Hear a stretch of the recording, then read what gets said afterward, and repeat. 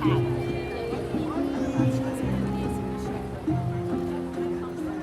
عمري 16 سنة لما جوزوني إياه وما بعرفه.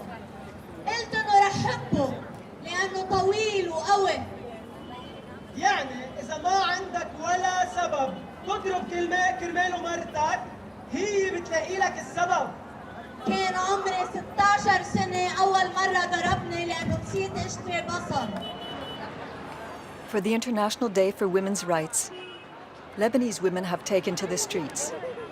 They have come to tell a banal yet tragic story, their story. كان عمري 23 سنة لما أكد لي القاضي إنه ما رح شوف ولادي إذا طلبت يطلقني. قتلني. كان عمري 27 سنة لما متت. Like in many Arab countries, they are demanding the vote of a law to protect women from violence of which they are the victims. Dans les 2 derniers mois, il y a eu 4 à 5 femmes qui ont été tuées. Pas plus tard qu'hier, il y a un frère qui a égorgé sa sœur au couteau. Et la violence domestique reflète tout un système de violence que nous subissons tous les jours dans notre pays. Et c'est les hommes qui ont la loi, c'est les hommes qui sont au pouvoir. Et ça va de soi que les femmes sont celles qui subissent et ce pouvoir, et leurs lois, et leurs désirs, et leur violence.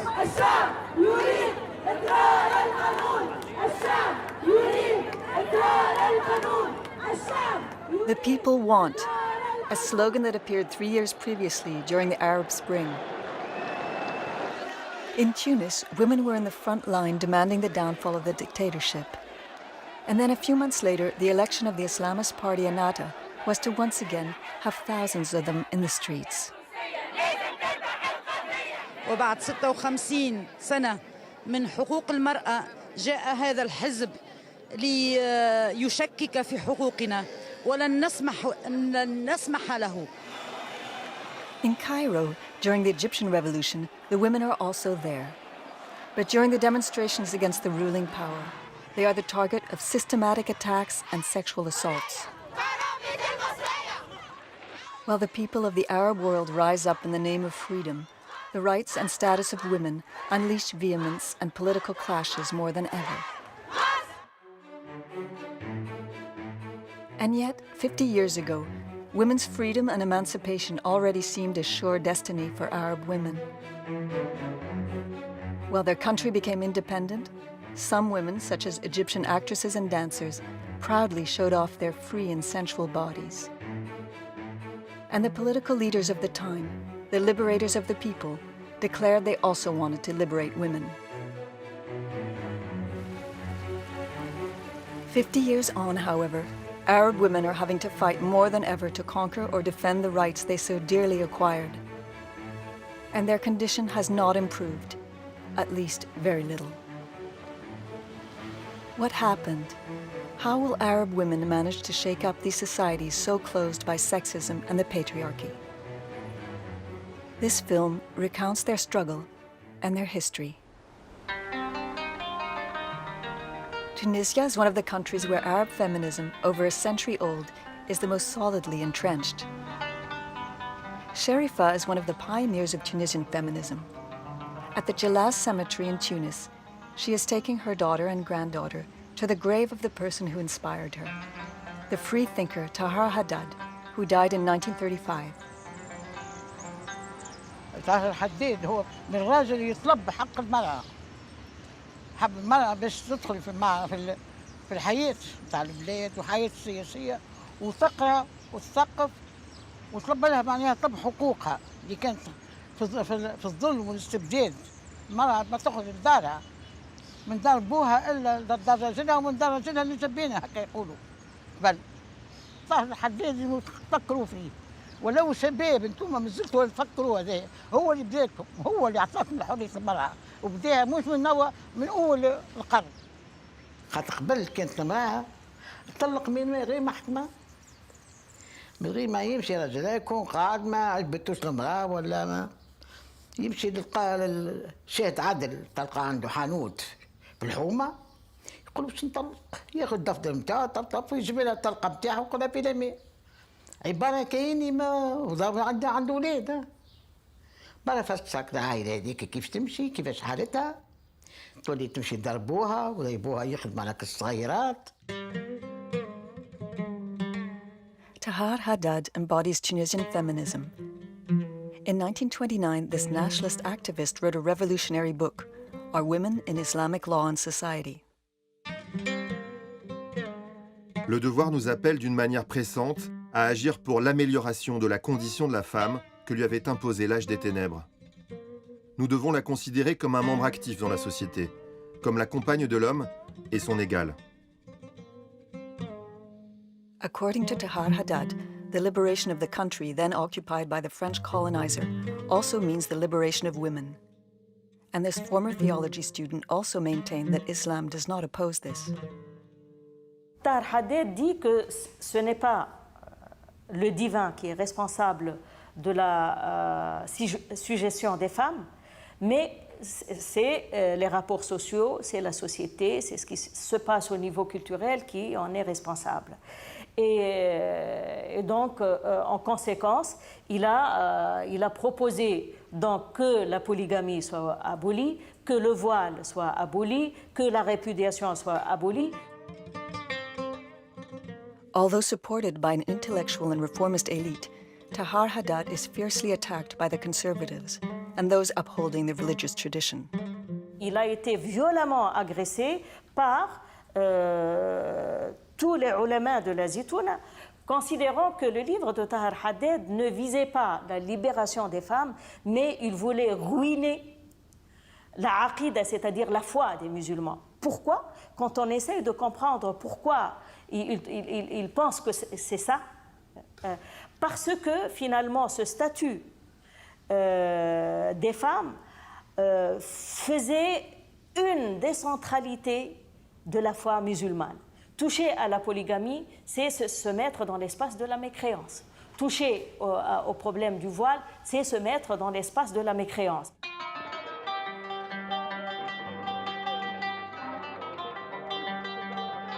So from the very beginning, religious law and its interpretation have been at the heart of the feminist and modernist struggle. The Egyptian Kazim Amin, in his book The Liberation of Women, published in 1899, even criticizes one of the most powerful symbols of tradition, the veil.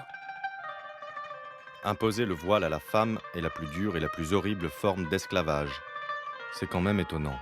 Pourquoi ne demande-t-on pas aux hommes de porter le voile ou de dérober leur visage au regard des femmes s'ils craignent de les séduire? La volonté masculine serait-elle inférieure à celle de la femme? Like the Tunisian Tahar Haddad, the Egyptian Kazim Amin is not looking to oppose Islam itself, only the traditional interpretation of it.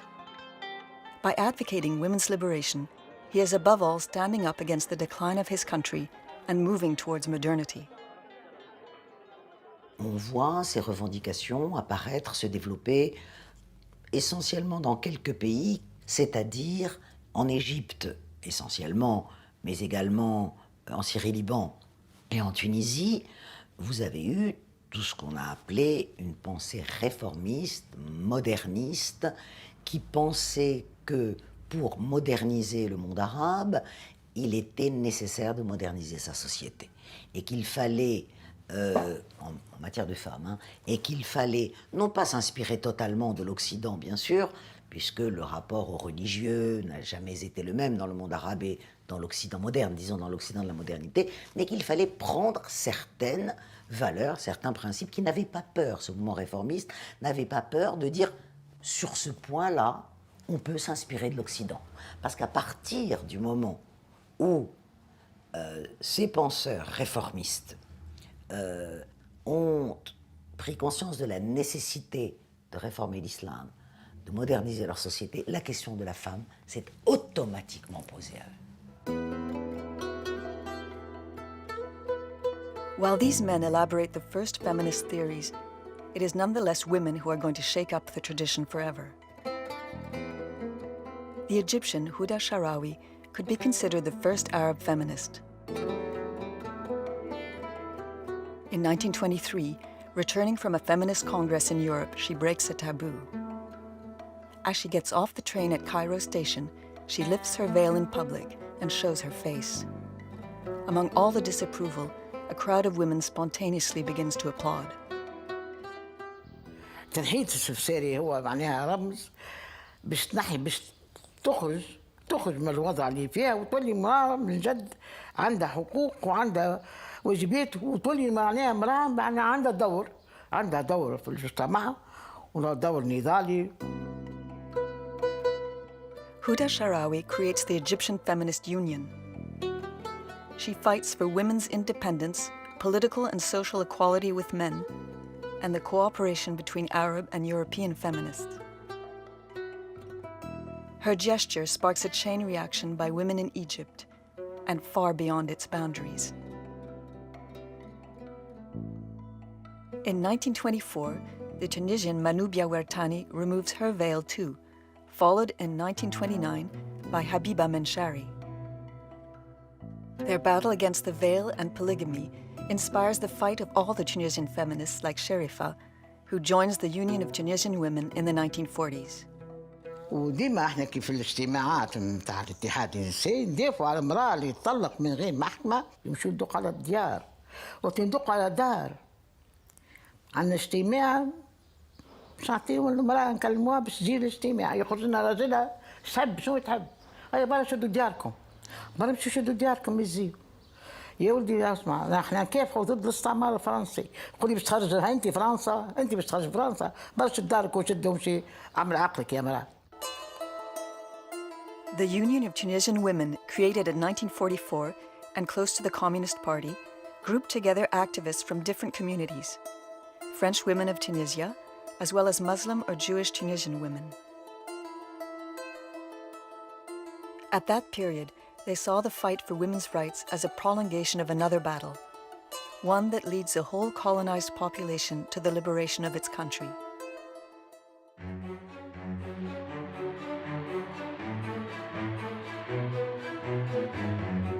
In 1956, Tunisia is independent.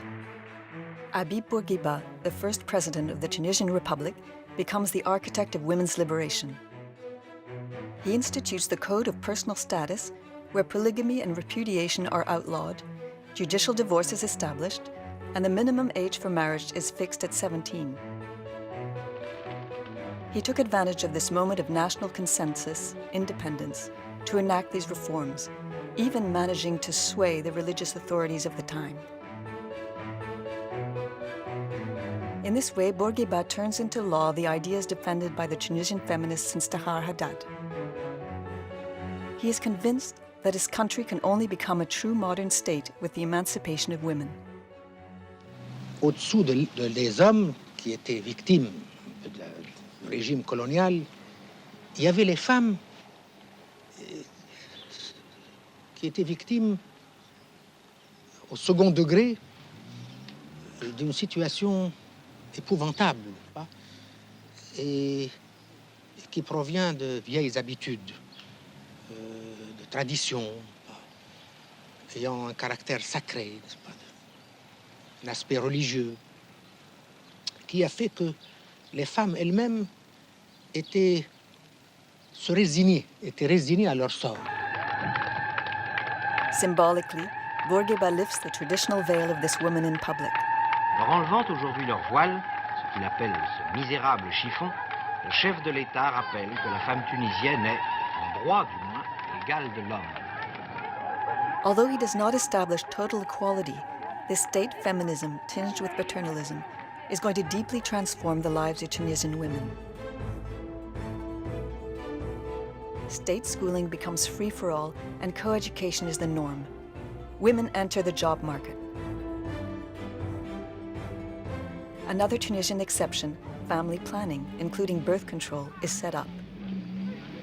Le planning a ses équipes mobiles qui vont de village en village pour les examens nécessaires, les interventions lorsqu'elles sont jugées justifiées. Au début, il y avait la pilule. Comme elle coûte fort cher, on a opté pour le stérilet en plastique que la population tout entière et avec enthousiasme a instantanément baptisé le Scooby-Doo.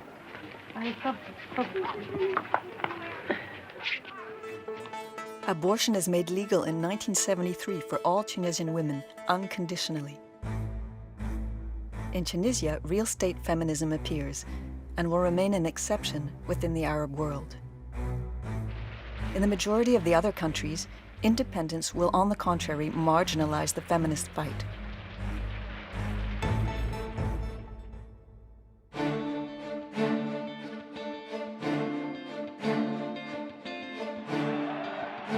Egypt, political and cultural beacon of the Arab world, has been led by Colonel Gamal Abdel Nasser since 1956. Egypt gave the rest of the world a whole new image of femininity, and sometimes it was spectacular. As with the famous actress and dancer Samia Gamal, the star of the renowned Egyptian musicals, exported throughout all the Arab countries.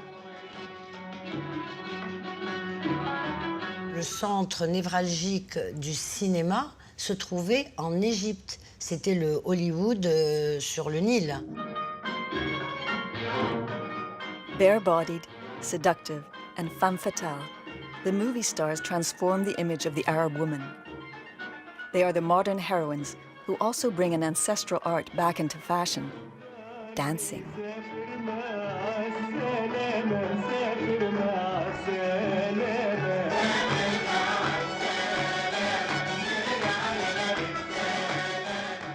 Les danseuses, pour moi, représentaient la liberté. C'est au-delà d'un pays. C'était vraiment le symbole du pouvoir de la femme.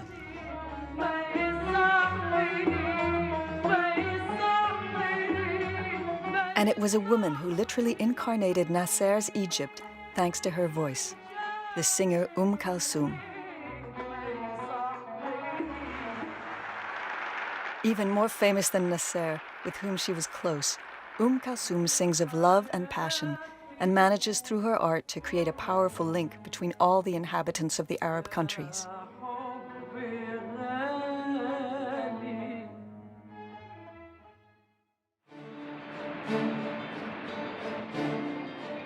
The liberation of Egyptian women is not just a fantasy of the cinema or music hall.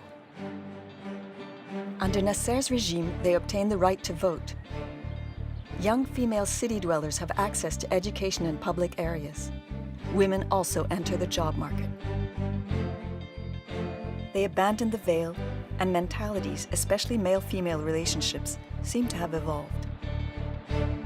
But the conservatives remain very powerful in the country and use all their influence to make sure certain reforms are limited, especially concerning marriage. Et je crois aussi que maintenant les femmes ont le droit de divorcer aussi.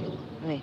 Il y a eu une nouvelle loi depuis un mois disant que si l'homme se marie avec une seconde femme, sa femme a le droit de demander le divorce. Et elle obtiendra. Parce que la polygamie existe toujours. Oui, parce que ça c'est la religion. Women's liberation is especially criticized by the Muslim Brotherhood, a powerful Islamist movement created in Egypt in 1928. One of its representatives, Sayed Khattab, denounces. Cette liberté bestiale qu'on nomme la mixité, ce marché d'esclaves nommé émancipation de la femme.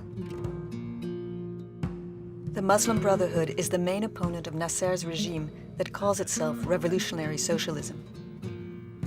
Their disagreement lies in particular with the status of women, as this speech in 1966 shows.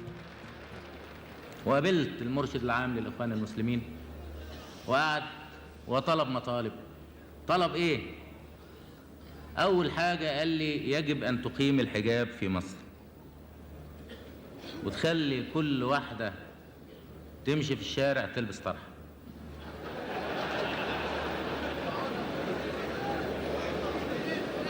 كل واحدة تمشي.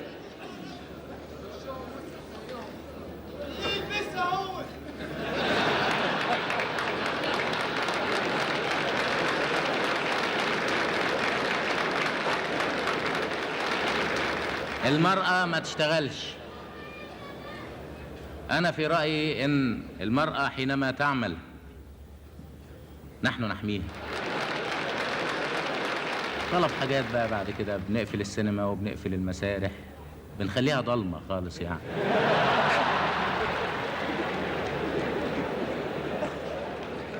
Despite this offensive speech, Nasser is going to have to do what he can with his country, mostly rural and conservative.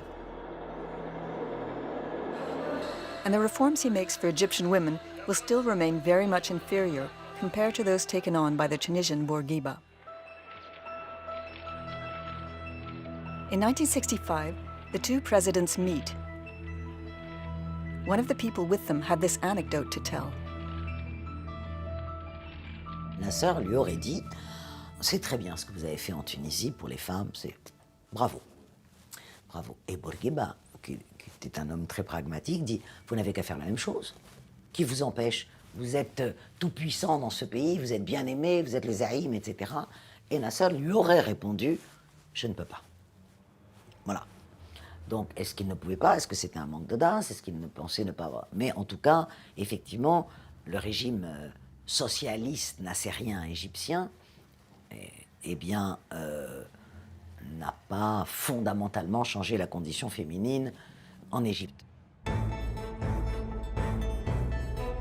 Nasser's authoritarian regime also has a big dream: Arab unification. Other countries like Syria and Iraq share this ideology of pan-Arabism. As with Nasser in Egypt, these dictatorial regimes assert their desire to emancipate women without actually changing their status long-term. L'Irak, la Syrie et même l'Égypte, ce sont des pays qui sont très imprégnés par l'idéologie pan-arabe. Et cette idéologie reste quand même, est restée quand même très liée à l'islamité. Même si ce sont des pays qui se disent laïques, qui ont été par moments laïques, la société reste quand même très islamisée. Et la laïcité de l'État n'a pas tellement imprégné les profondeurs de la société. As well as the weight of conservatism and religion, the condition of Arab women is also going to come up against a paradox. That of Western colonialism, which, while subjugating the people, claimed it wanted to liberate women. In Algeria, while the War of Independence is raging, the women are at the center of a propaganda struggle which opposes the nationalist movement and the French colonizer. En se dévoilant pour la première fois en public lors des manifestations du 13 mai 58, ces femmes ont étonné l'islam et provoqué en fait la libération de 4 millions de Françaises musulmanes. Jusqu'à cette date, la femme algérienne n'était qu'une prisonnière, dont aucun étranger ne devait voir le visage dès qu'elle avait atteint l'âge de 12 ans et à qui il était interdit de choisir son mari. Les colonisateurs se sont toujours attachés à trouver des justifications morales, presque, je dirais, à leur entreprise coloniale. Et donc, un des moyens de montrer l'arriération arabe était, regardez comment ils traitent leurs femmes. Ils sont polygames, ils les enferment, ils les maltraitent, etc. Faced with this propaganda, Algerian nationalists highlight the image of the traditional woman that has become the symbol of the Algerian identity. On a chargé les femmes de porter le signe identitaire de leur société. Et à l'époque, le signe identitaire de la société, c'était le voile, c'était disons, la position sociale ou sociétale traditionnelle des femmes. Il ne fallait surtout pas y toucher parce que c'était faire le jeu du colonisateur. Alongside the traditional woman, the nationalists put to the fore these women fighters, giving up their lives for their country's freedom, just like men, in the typical imagery of revolutionary socialism. Yet this equality is only superficial. On a pris quelques modèles de combattantes torturées, violées, etc. par les Français pendant l'occupation. Et on en a fait des espèces d'icônes. Et on a dit, voilà, vous voyez, tous les honneurs qu'on est disposé à donner à la femme, bon, maintenant, vous vous calmez un peu. Durant la période des luttes de libération nationale, les revendications proprement féministes ont été plus ou moins mises entre parenthèses, et les femmes se disant aussi, mais quand on aura l'indépendance, on sera libre. L'indépendance va forcément nous apporter la liberté. Elles y ont cru. But the hopes of Algerian women were going to be sorely crushed. The euphoria of independence has barely subsided when anger makes them take to the streets. It is 3 years since the creation of the Algerian Republic, and they are 10,000 out on the streets of Algiers calling for their emancipation.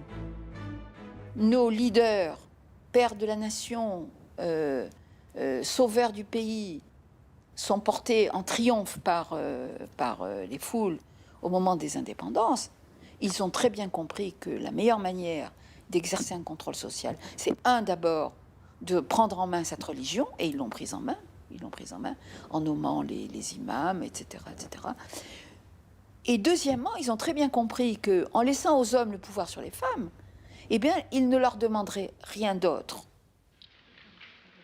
In 1968, the former FLN activist Fadela Mrabet condemns in a book this downward slide of the party in power, about to adopt a family code that is to be totally retrograde for women. Pourquoi vous avez écrit ces livres? Eh bien, pour dire la situation scandaleuse qui est faite à la femme dans un pays qui se dit socialiste. C'est-à-dire qu'elle n'est jamais majeure, qu'elle est toujours mineure. Elle est d'abord sous la domination du père ou bien du frère, et puis ensuite, le père ou le frère la confie ou bien la lègue à son mari. Il y a quand même eu pas mal de militantes FLN et qui ont fait les maquis.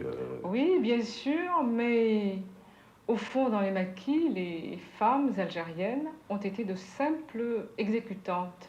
Elles ont été utilisées, et puis, une fois la guerre terminée, on leur a dit « c'est très bien, vous avez fait votre devoir, maintenant la petite récréation est terminée, vous allez reprendre votre place traditionnelle ».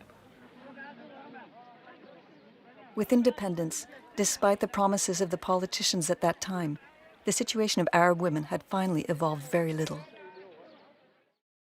And from 1967 onwards, several geopolitical events are going to change the Arab world dramatically and bring a serious blow to this timid progress.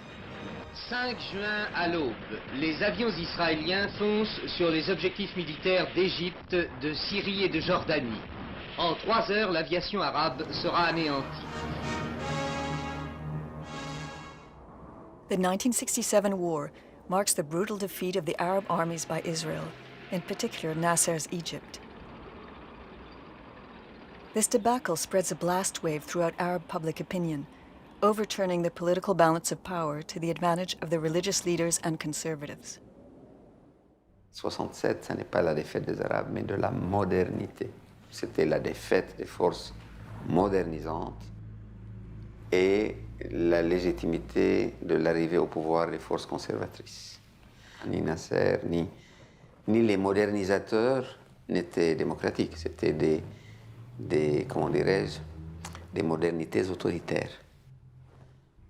Mais ces modernités autoritaires n'étaient pas attaquables sur leur aspect autoritaire, si vous ne vouliez pas aller en tôle. Donc les forces conservatrices, à partir de 1967, les ont attaquées sur le mode de vie et du coup sur le statut que les femmes ont pu accomplir et que les films égyptiens, notamment des années 50 et 60, avec les femmes et les hommes qui s'embrassent. L'histoire, c'est de renverser quelque chose de profond qui a cru prendre sa revanche dans la défaite de 67, où les régimes les plus modernisateurs, notamment en Égypte et en Syrie, ont été défaits brutalement par un État qui a été créé sur la base religieuse, à savoir Israël. C'était ça leur légitimation. Donc toutes les forces conservatrices ont considéré que c'était la main de Dieu, qui punissait les Arabes pour avoir trahi leur propre foi. The oil crisis of the 1970s highlights another major change in the balance of the Middle East. With the oil windfall, the economic and geopolitical power moves from Egypt to the Arab Peninsula. Saudi Arabia, that has remained up until now totally on the margins of modernity, now develops at a frantic pace. In this traditionalist country, home to Islam's holy places, this economic boom only creates a superficial modernity. Anxious that the way of life will become westernized, the Saudi society tightens up on values, restricting the condition of women even more. En fait, le pétrole a été un des ennemis des femmes. La rente pétrolière a participé à, comment dirais-je, créer une société hyper monétaire, ultra moderne dans son hyper monétarité, mais en même temps beaucoup plus conservatrice en ce qui concerne les femmes. Leur statut a régressé, alors que le reste de l'économie et de la société sont modernisés. Today, the Saudis are the only women in the Arab world who are forbidden to drive. For several years, women activists have been fighting for this right, and despite the risk of sanctions, some get behind the wheel. In this theocratic kingdom, no law can be announced without an agreement from the religious authorities.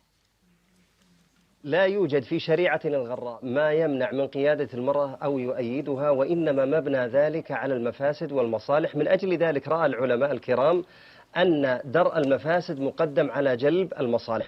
Qu'est-ce que pour un pays comme l'Arabie Saoudite qu'une femme ne puisse pas prendre la voiture? Ça veut dire sans doute la nécessité d'importer un demi-million de chauffeurs pakistanais. Je veux dire que l'homme aussi paye la non-émancipation de la femme. C'est cet aspect-là qu'on n'a pas mis en lumière. C'est que quand on émancipe les femmes, ce n'est pas pour leur faire plaisir, ou pas uniquement pour leur faire plaisir, mais c'est également pour donner un coup de main à l'ensemble de la société.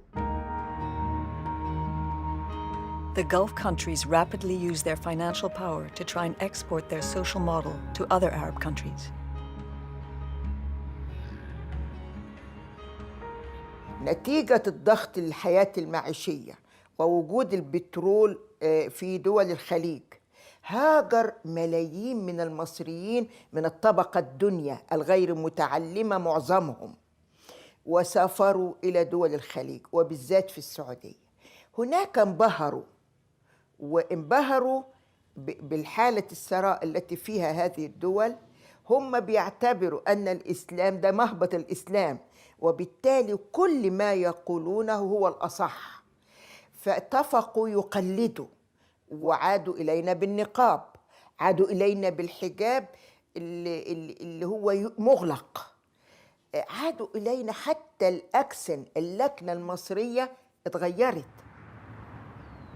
From the 90s on, certain Gulf countries start spreading their rigorous ideology via mass media, the television. Satellite channels transmit the words of religious extremist preachers throughout the Arab world, such as those of the Egyptian Saad Arafat on the Salafist channel. قال نبينا صلى الله عليه وعلى آله وسلم: ولا تضرب الوجه الله ولا تقبح. شوف كرمها، إن ضربها لا يضربها على وجهها، حتى وهو يضربها لا يسبها ولا يشتمها. عجيب. إذن هو يضرب للتأديب، تحتاج إلى تأديب. لم يجز العقوبة بالضرب كما قال أهل العلم إلا في حالة واحدة، عند امتناعها عن فراشه. عند امتناعها عن فراشه. نعم، لأنه أين يذهب الرجل؟ هو يريدها وهي تمتنع عنه. يعني ما ينفعش واحد يضرب مراته عشان أكل، عشان شرب، عشان لا. أيوة، لا يكون إلا لأجل هذه المسألة التي لا يستغني عنه. المرأة أولا للأسف لدينا شريحة كبيرة جدا فيها نسبة الأمية، أمية الأبجدية، أمية القراءة والكتاب، وبالتالي تبعها أمية الثقافة. هم أدركوا هذا. القنوات التي فتحت في مصر استغلوا هذه الأمية الأبجدية، استغلوا بساطة المرأة، ومن هنا نجحوا أيما نجاح أنهم صبغوا البيوت، لأن المرأة تصبغ زوجها وتصبغ أبنائها وتربيهم على هذا المنوال. So women are targeted in order to impose the return of the veil and religious values. To achieve this, the followers of a radical Islam even succeed in rallying influential women to their cause, such as the actress Hanan Turk. The Egyptian movie star Hanan Turk suddenly stopped her career in 2006 to wear a veil.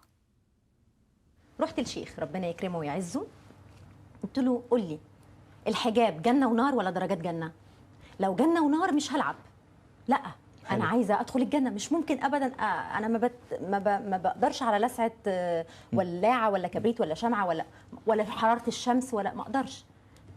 كما الله سبحانه وتعالى من علي في الدنيا بمشاهير أهل الأرض أتمنى من الله أن أكون من مشاهير أهل السماء. هو ده هدفي، أن ألقب عند الله.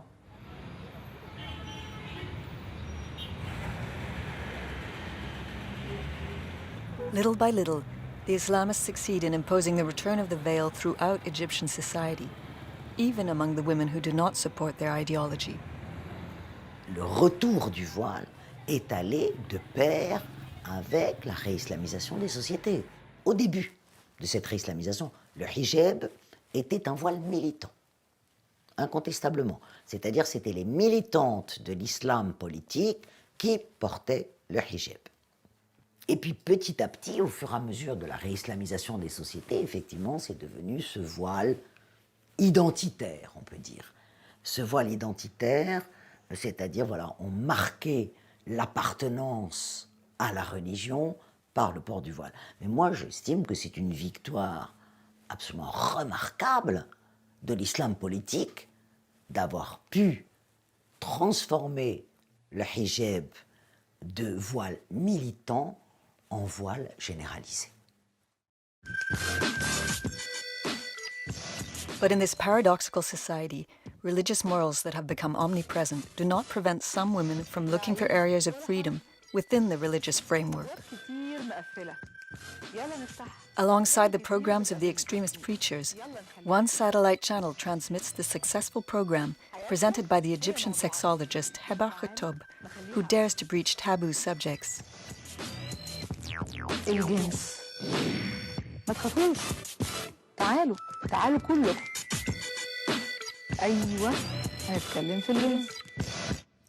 طبعا علشان احنا عندنا خلفيه ثقافيه ودينيه، فلازم نبقى احنا جوه الاطار بتاع الزواج.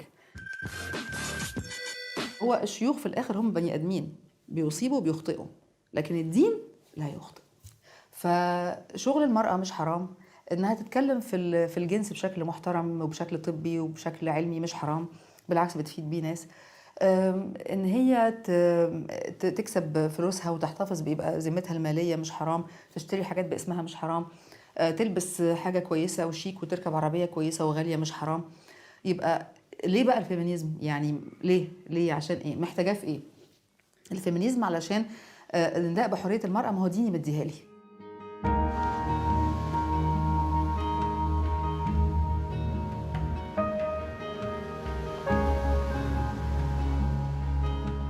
So could Islam include emancipating values for women? One movement known as Muslim feminism affirms this. This movement was started outside the Arab world, but in a Muslim country, Malaysia. Among its Arab representatives, a Moroccan lady, Asma Lemrabet, is one of the most active. She demands the right for women to interpret the religious texts. Que vous partiez en Indonésie, en Malaisie ou en Pakistan, vous êtes au fin fond de l'Égypte ou au fin fond de l'Algérie ou au Maroc, vous avez le même discours islamique concernant la femme.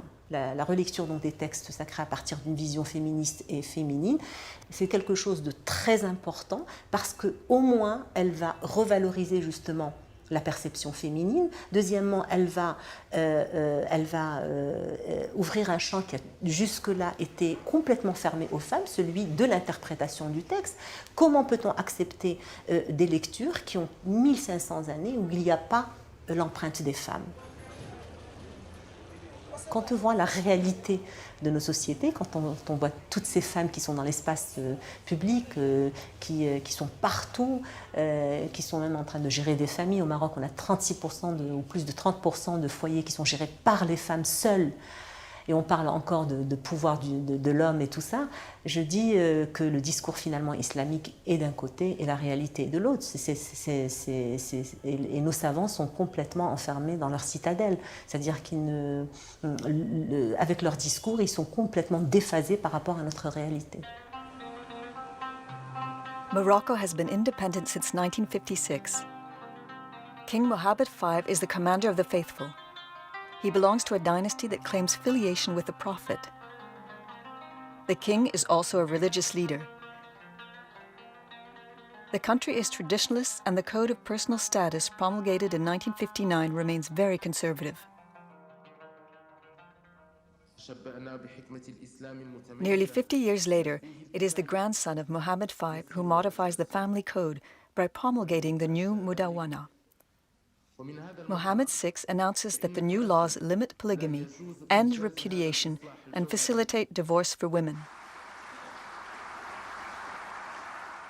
Pour moi, il ne suffit pas de changer les textes. Il ne suffit pas de changer parce qu'on s'est contenté du fait de changer le code du statut de la femme et on se dit qu'une fois on a le code de la famille, les problèmes de la femme sont réglés. Mais il faut aller dans les tribunaux pour voir toutes les injustices dont continuent à souffrir les femmes.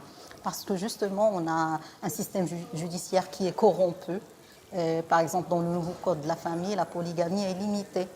Mais avec un système judiciaire corrompu, les hommes trouvent toujours des contournements à faire pour être polygames. On ne peut jamais aller vers plus d'émancipation de la femme et vers plus d'égalité sans installer un système démocratique. Et je pense qu'on est encore loin du modèle du système démocratique au Maroc. Tant qu'il y a beaucoup d'injustices, beaucoup d'inégalités, c'est toujours les femmes qui en souffrent le plus. Changing the law is an important stage, yet helping mentalities and behavior to evolve is the hardest part. In Rabat, Moroccan artists have staged a play based on dozens of witness accounts of women. The words that oscillate between humor and tragedy cover subjects such as sexual violence, the honeymoon, and virginity, the female sex. صح راه كيسحب لهم غير تقبه وصافي. انا راه ديما كنبغي نسدو هو سبب المشاكل والصداع وشي نهار غادي نسدو. داكشي علاش انا ديما لابسه سليبي وما عمرني ما كنحيد سليبي حتى في الحمام ما كنحيدش سليبي. نهار الدخله كاع والو ما حيدش سليبي وهي في حقها جاتني صعيبه نحيد سليبي.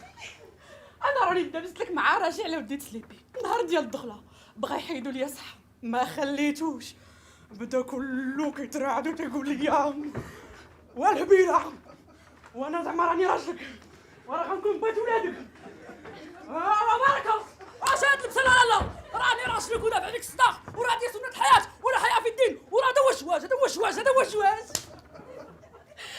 وي راني عارفه بلي هذا هو الشواج ويني الغرب الله ما قدرتش نحيد سليبي. كنعتقد انا ان جا الوقت باش نتحدثوا على هذه المواضيع خاصة موضوع الجسد موضوع المرأة موضوع علاقة المرأة بالجسد ديالها يعني من أكبر الطابوهات.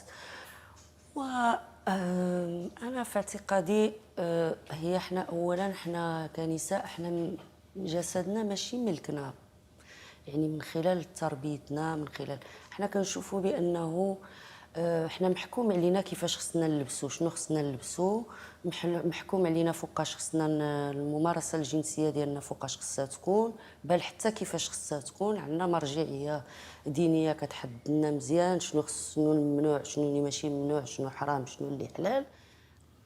الفرج ديالي هو منبع الحياه ديالي هو اللؤلؤه ديال الروح ديالي هو الانوثه ديالي كلشي كيقول عليه يخ تفو حشومه بالحق هو احسن حاجه تعطات ليا باش سميت مراه حتى هو كيحس بحال ودنيه بحال عينيه بحال رجليه حتى هو يمكن له يكون كيبكي بعض المرات يقدر يكون فرحان بعض المرات هو القلب الثاني ديال المراه هذا ديالي لاصق فيا كيمشي معايا للبيت الصغير للبيت الكبير للمسرح للحمام للسوق كيمشي معايا حتى الجامع.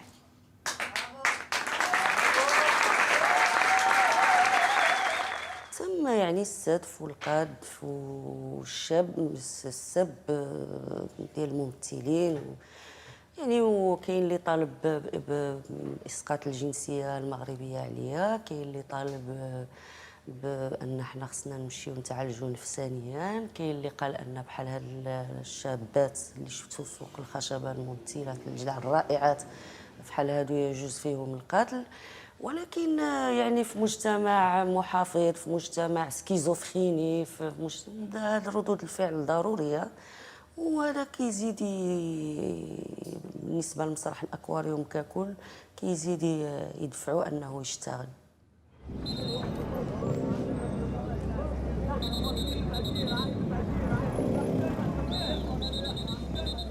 In 2013, a young Tunisian activist, 18-year-old Amina, published this photo of herself on Facebook.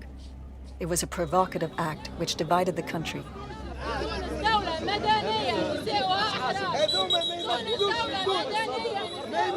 طيحت مستوى المرأة ردتها بضاعة ولدتها أقل من الحيوان عليه. نحن نرفع من قيمة المرأة وهي تهبط فيها الأسفل السافلين. شكون اللي يعري روح؟ هو الحيوان يغطي في روح، خليها هي. الخطوس كيما يجي يقوم بوجهه ويغطي روح، خليها. Ce que Amina a suscité révèle une chose qui m'apparaît fondamentale. Les féministes du monde arabe, elles se battent sur les droits, sur le juridique, sur le socio-économique, mais parler du corps est extrêmement difficile. C'est-à-dire qu'il y a des sujets tabous qui sont le corps et le sexe. Et tant qu'on n'abordera pas cette question du corps et du sexe, on n'abordera pas le cœur de la question des femmes. Or, qu'est-ce qu'elle a fait, Amina? Elle a d'une certaine façon pulvérisé le tabou. Et elle a mis une phrase qui me semble extrêmement intéressante sur ses seins. Mon corps n'est l'honneur de personne. Or, le drame des sociétés habitées par la coutume, parce que ça va bien au-delà de la religion. Parfois, on charge l'islam de péchés qu'il n'a pas commis, d'une certaine façon. Mais le fait qu'effectivement, le corps des femmes est dépositaire de l'honneur des hommes est la tragédie des femmes de cette partie du monde. While some Tunisian feminists have kept away from Amina's act, others have seen a turning point for the cause they defend. أمينة جاية من جيل جديد متاع النسويات اللي ممكن تضيف حاجة للسياسة معناتها للساحة السياسية وممكن تقدم بينا في قضية المرأة في تونس. هذه حاجة باهية على الآخر وأنا نشجع ونقول للنسويات القدم راهو ما تسكروش الباب، خليوا الباب محلول ما بين الأجيال الزوز باش يحكيوا مع بعضهم ورانا شوية معناتها ما نزيوش نتقسموا أكثر وكاو. It's a new generation that doesn't hesitate to defy authority and make it known, thanks to social networking and the internet.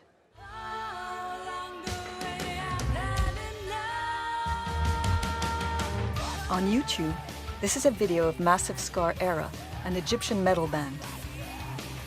Their music is condemned by religious extremists and considered satanic. For a long time, the group has only been comprised of girls. At the beginning, they just wanted to play music and weren't interested in feminism. Despite this, being a woman in the public eye has unintentionally become a political act in itself. هو كان في أول مشكلة إنه ولاد وكده في الأول خالص كان في اعتراض إن هو نعمل فرقة عشان ما يبقاش معايا ولاد في الفرقة فقمت جايب بنات عشان ما يتحججوش فهي مش بحس إن أنا يعني فيمينست فيمينست جدا أنا بحس إن أنا عشان كل يعني الاتيتيودز وطريقه التفكير وطريقه انها بتفكر في المشاكل. المشاكل هي واقفه زي الزور يعني هي واقفه في الزور المشاكل واقفه في الزور فما لو ما يعني لو ما عرفتش اتفاعل معاها مش هسلك يعني مش هروح حته في الاخر.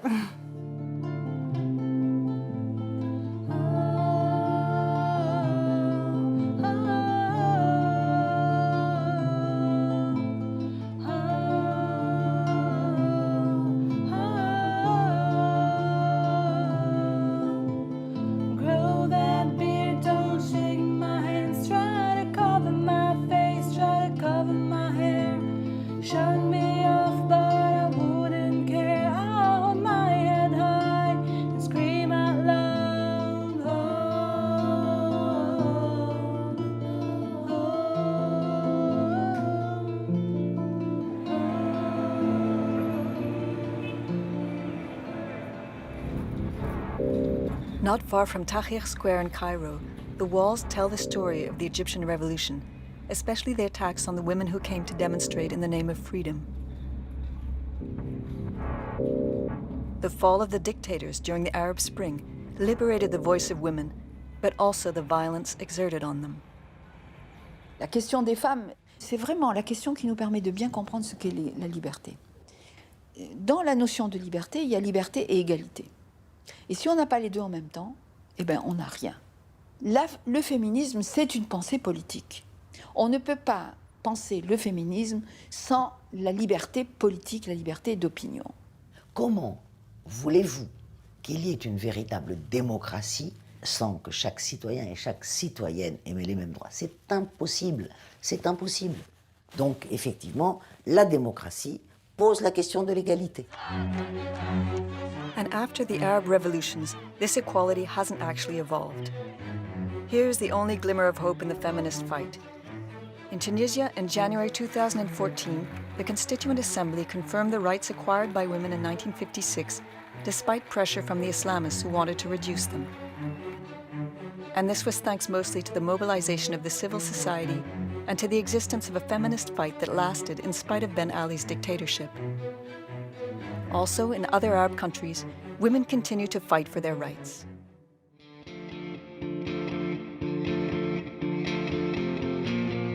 On the internet, this face, which traces the map of the Arab world, appeared in 2011, just after the revolutions. Young Arab feminists succeeded in uniting beyond the frontiers of their countries, thanks to the net. From Beirut in Lebanon, Yalda and Jala lead the movement, the uprising of women in the Arab world.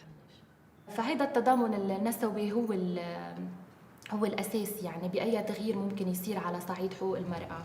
وليش مهم إنه نشتغل سوا مش كل واحد لوحده؟ أولاً لأنه أساسي نتعلم من بعض. في دول سابقيننا يمكن بنضالهم وبالإنجازات اللي عملوها مثل مثلاً بتونس المرأة حققت إنجازات يعني يحتذى فيها. These two Lebanese women began this movement, along with two others, one from Palestine and the other from Egypt. And on the site are thousands of faces.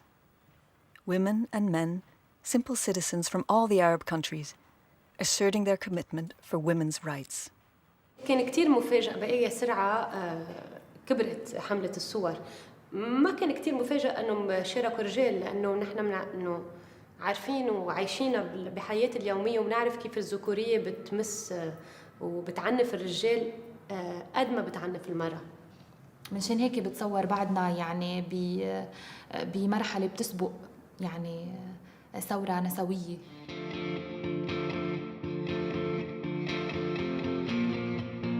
I support the uprising of women in the Arab world because from now on my rights should be heard. I support the uprising of women in the Arab world because the liberation of women will liberate society. I support the uprising of women in the Arab world because I want to be a strong and free woman. I support the uprising of women in the Arab world